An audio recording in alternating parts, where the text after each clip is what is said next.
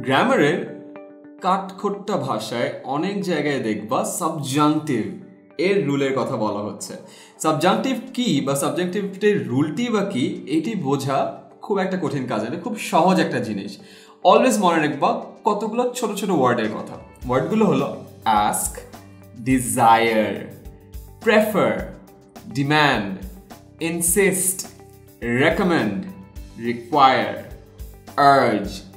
এই যে ওয়ার্ডগুলো আছে এই ওয়ার্ডগুলোর পরে অলওয়েজ ভার্বের নর্মাল ফর্ম বসে, ভার্বের বেস ফর্ম বসে, বেস ফর্ম বা নর্মাল ফর্ম বসে। অলরাইট, সো এই জিনিসটি মনে রাখলে তোমার সাবজাংটিভের কাজ কিন্তু আসলে হয়ে যাচ্ছে।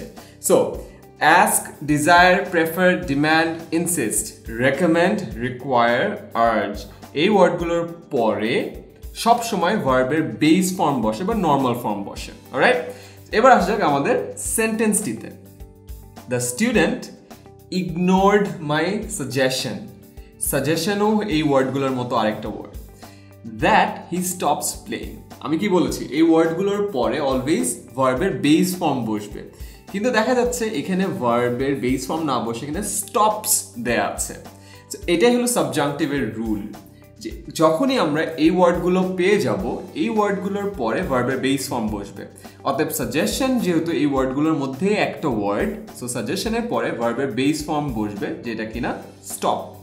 সাজেশনের জায়গায় এই ওয়ার্ডগুলো যে কোনো একটা ওয়ার্ডও যদি বসতো তাহলেও কিন্তু সেম রুল প্রযোজ্য হতো। সেই রুলটি হলো এই ওয়ার্ডগুলোর পরে ভার্বের বেস ফর্ম বা স্টপস না বসে হলো স্টপ। সো এই ওয়ার্ডগুলো মনে রাখো, তাহলে আর সাবজাংটিভের সমস্যায় কোনোদিনও পড়তে হবে না।